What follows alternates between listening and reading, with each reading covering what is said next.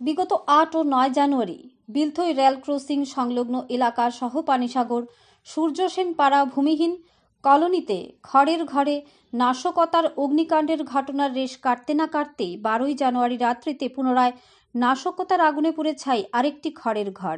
অল্পেতে রক্ষা পায় বসত বাড়িটি। এবারকার অগ্নিসংযোগের ঘটনাটি ঘটে পানিসাগর থানাধীন জলেবাসা স্থিত মাধবপুর গ্রাম পঞ্চায়েতের শিমুলটিলা ১ নং ওয়ার্ডে। ঘটনার বিবরণে জানা যায় যে ১২ই জানুয়ারি রাত্রি আনুমানিক ৭:৩০ নাগাদ মাধবপুর গ্রাম পঞ্চায়েতের শিমুলটিলা ১ নং ওয়ার্ডের বাসিন্দা পেশায় দিনমজুর অবনী মালাকারের বাড়ির খড়ের ঘরে অগ্নিসংযোগের ঘটনা ঘটে। বসত ঘর লাগোয়া খড়ের ঘরে দাউ দাউ করে আগুন জ্বলা সত্ত্বেও বাড়ির লোকজন কেউই কিছু বুঝতে পারেননি। পার্শ্ববর্তী রাস্তা দিয়ে যাওয়া পথচলতি লোকজন দাউ দাউ করে আগুন জ্বলছে দেখে চিৎকার করলে ছুটে আসেন বাড়ির লোকজন। আগুনের তীব্রতা প্রত্যক্ষ করে তড়িঘড়ি খবর পাঠানো হয় পানিসাগর অগ্নি নির্বাপক দপ্তরে। খবর পেয়ে অগ্নি নির্বাপক দপ্তরের কর্মীরা ঘটনাস্থলে পৌঁছলেও ওই এলাকাটির রাস্তার প্রশস্ততা ছোট হওয়াতে অগ্নি নির্বাপক দপ্তরের ইঞ্জিন যথাস্থানে পৌঁছতে পারেনি। তড়িঘড়ি অগ্নি নির্বাপক দপ্তরের প্রচেষ্টায় বুদ্ধিমত্তাকে কাজে লাগিয়ে পুনরায় দপ্তরের ছোট গাড়িতে করে জলের পাম্প নিয়ে দূরবর্তী এলাকা থেকে পাইপলাইন তৈরি করে পর্যাপ্ত পরিমাণে জলের বন্দোবস্ত করে আগুন নিয়ন্ত্রণে আনে। যদিও অগ্নি নির্বাপক দপ্তর পৌঁছানোর পূর্বেই এলাকাবাসীরা আগুন নিয়ন্ত্রণে আনতে প্রচেষ্টা চালায়।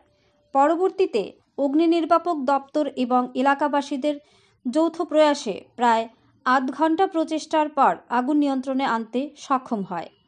অগ্নি নির্বাপক দপ্তর সহ বাড়ি মালিকের ধারণা কে বা কারা উদ্দেশ্য প্রণোদিতভাবে নাশকতামূলক হয়তোবা বিড়ি সিগারেট কিংবা কোনো ধরনের দ্রব্য পদার্থ দিয়ে আগুনের সূত্রপাত ঘটায়। তবে সঠিক সময় মতো পানিসাগর অগ্নি নির্বাপক দপ্তরের কর্মীরা পৌঁছানো সহ বুদ্ধিমত্তার বড়সড় বিপদের হাত থেকে রক্ষা পায় বাড়ি মালিকের বসত ঘরটি। বাড়ি মালিক জানায় আগুনে পুড়ে ক্ষয়ক্ষতির পরিমাণ আনুমানিক ৮ থেকে ১০,০০০ টাকা হবে। পানিসাগর মহকুমা জুড়ে একের পর এক খড়ের ঘরে নাশকতামূলক অগ্নিসংযোগের ঘটনায় গোটা পানিসাগর মহকুমা জুড়ে ভীতির সঞ্চার সহ চাঞ্চল্য বিরাজ করছে। ধর্মনগর থেকে নিজস্ব প্রতিনিধির রিপোর্ট, আরই ধর্মনগর। ঘটনা মাধবপুর এলাকায়। আচ্ছা, আমাদের দ্বারা ৭:২৫ নাগাদ একটা ফোন আসে যে মাধববাড়ি জলেবাসা ১ নম্বর পূর্ব জলেবাসা ১ নম্বর ওয়ার্ডে আগুন লাগছে। যথাসম্ভব আমরা গাড়ি নিয়ে বেরিয়েছি। তো আমরা জিজ্ঞাসা করছি যে বড় গাড়ি ঢুকবো নি। তো যেখানটা যে ইনফরমেশন করছে বলছে বড় গাড়ি ঢুকবো। আইএসএ দেখলাম যে আমরা বড় গাড়ি ঢুকার কোনো পরিস্থিতি নাই। যথাসম্ভব আমরা বড় গাড়ির সব আমরা ইকুইপমেন্ট এবং ফার্ম নামিয়ে আমরা ছোটো গাড়ি নিয়ে আসলাম, সাথে সাথে ছোটো গাড়ি দিয়ে গিয়ে আমরা অপারেশন করছি আর কি। কি করে মধ্যে আগুন লাগছিল তো এটা এখনো তারা বলতে পারে না। তারা জিজ্ঞাসা করছে, তারা বলতেছে যে কিভাবে লাগছে তারাও জানে না, এটা সাসপেক্টের মতন আর কি। তারাও বলতে পারে না যে কিভাবে আগুনটা হয়েছে। স্যার খেরার ঘরের মধ্যে না বসত বাড়িতে আগুন লাগছিল? না, এটা খেরের ঘরটার সাথে আপনি অ্যাটাচড হচ্ছে রুমটা আর কি, যে ঘরটা আর কি। তো এই কারণে খেরের ভিতরে লাগাতে আপনার ঘরের একটা পোর্শন একটু জুল লেগেছে আর কি।